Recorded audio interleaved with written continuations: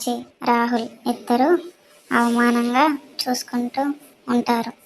రాహుల్ కాస్త ముందుకు వచ్చి అంటాడు, మేము కేవలం ఫ్రెండ్స్గానే వచ్చాం సార్. మీరు మీ ఫ్రెండ్కి వర్క్ ఉంది, మీరు బయట వెయిట్ చేయండి, ఆఫీస్ టైం వేస్ట్ చేయకండి అని అశోక్ వాళ్ళకి తిరిగి మాట్లాడే ఛాన్స్ ఇవ్వకుండా చేస్తాడు. ఇషిక తల దించుకొని చెమట పట్టిన చేతులతో ఫైల్ పట్టుకుంటుంది. ప్రాచి, బయట వెయిట్ చేస్తాం అని ఇషిక వైపు చూసి బయటకు వెళ్తుంది. అశోక్ వారిని చూస్తూ చిన్నగా నవ్వుతాడు. ఇషిక అశోక్ దగ్గరికి వెళ్ళి అడుగుతుంది, సార్, నా ఫ్రెండ్స్తో కొంచెం మాట్లాడాలి, వెళ్ళొచ్చా అని. అశోక్ కోపంగా చూస్తూ, ఓకే, 5 నిమిషాలు మాత్రమే, తర్వాత వెంటనే తిరిగిరా. ఇషిక బయటకు వెళ్ళి రాహుల్, ప్రాచీన్ని క్యాంటీన్లోకి తీసుకెళ్తుంది. అక్కడ అందరూ కాఫీ తాగుతూ ఉంటారు. రాహుల్ కొంచెం ఆశ్చర్యంగా అడుగుతాడు, ఇషిక, నీకేం అవసరం ఉంది ఇలాంటి వాళ్ళతో? నిజంగా నీకు ఈ జాబ్ అవసరమా? అందుకు ఇషిక బాధగా చెప్పింది. కానీ రాహుల్, అశోక్ నన్ను టార్గెట్ చేశాడు, ఆశ్రమం అడ్డు పెట్టుకుని ఇక్కడ లాక్ చేశాడు అని జరిగింది మొత్తం చెబుతుంది.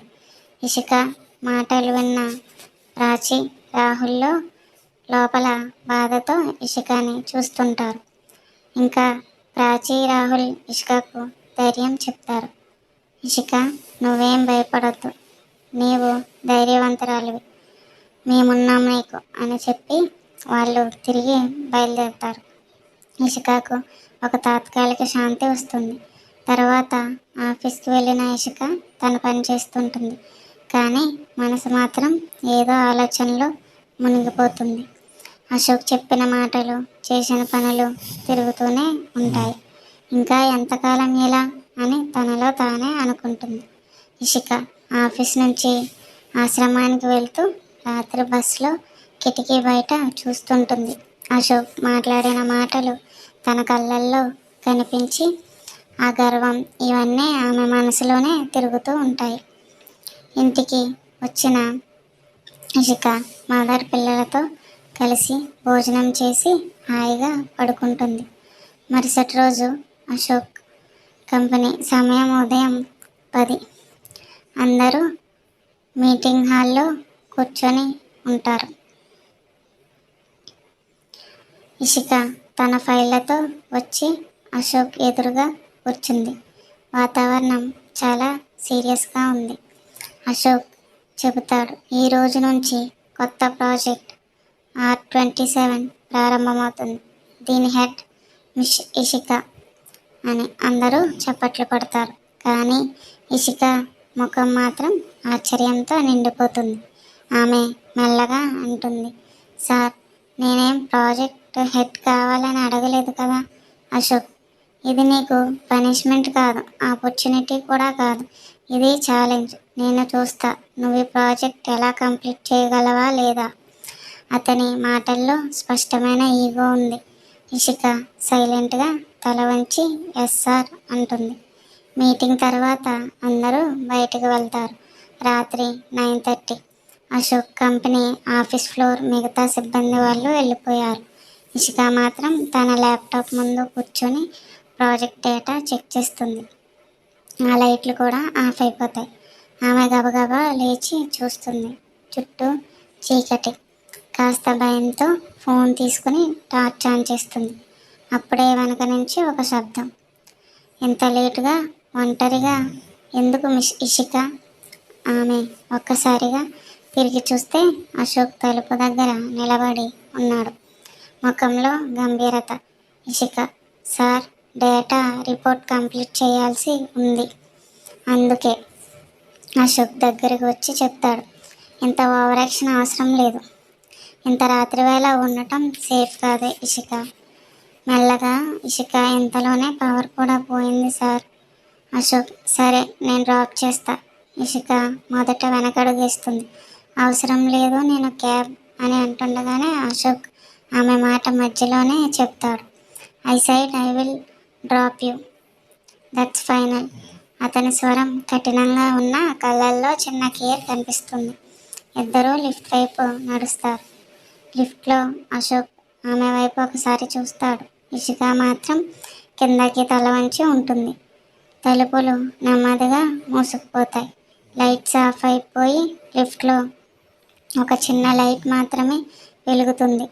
మసకగా అది ఇరువురు ముఖాల మీద పడింది. లిఫ్ట్ నెమ్మదిగా కిందకి కదులుతుంది. ఆ సైలెన్స్లో అశోక్ అడుగులు మెల్లగా ఇషిక వైపు వేస్తాడు. ఇషిక గుండె బలంగా కొట్టుకుంటుంది. కానీ ఆమె తన కళ్ళను తిప్పలేక పోతూ ఉంటుంది.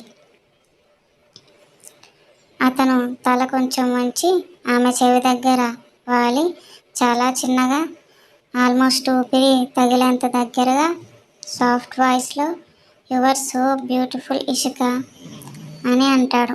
ఆ మాటల వేడి ఆమె చెవి దగ్గర తగిలి ఒక్కసారిగా ఇషిక తడబడుతుంది. టింగ్ అంటూ లిఫ్ట్ ఆగిపోతుంది. ఇషిక వెంటనే బయటకు నడుస్తుంది. కానీ అశోక్ మాత్రం అక్కడే నిలబడి చిరునవ్వు చిందిస్తాడు. ఇషిక కార్ డోర్ తెరిచి కూర్చుంటుంది. కార్లో సైలెంట్గా మ్యూజిక్ నడుస్తుంది. ఒక మృదువైన పియానో ట్యూన్. ఇషిక బయటకి చూస్తూ ఉంటుంది. రాత్రి చీకట్లో కారు దూసుకుపోతుండగా ఒక్కసారిగా టక్ అనే శబ్దం వస్తుంది. కారు గట్టిగా జర్క్ అయ్యి ఆగిపోతుంది. అశోక్ ఏంటిది అని చిరాకుతో కార్ డోర్ తెరిచి దిగుతాడు. ఇంజన్ బోనెట్ తెరిచి చూస్తుంటే ఇషిక కూడా ఆందోళనగా బయటకు వస్తుంది.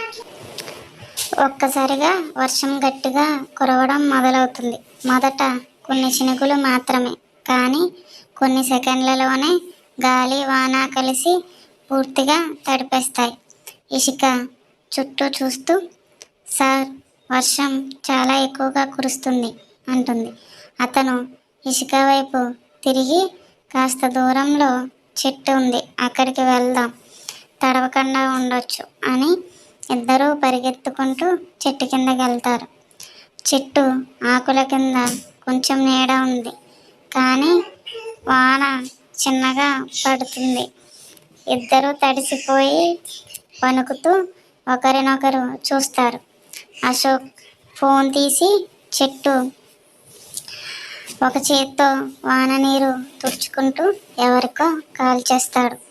గట్టిగా సీరియస్ టోన్లో, కార్ బ్రేక్ డౌన్ అయింది, లొకేషన్ పంపిస్తున్నా, 10 నిమిషాల్లో ఇక్కడ ఉండాలి. అవును, వెంటనే అని చెబుతాడు.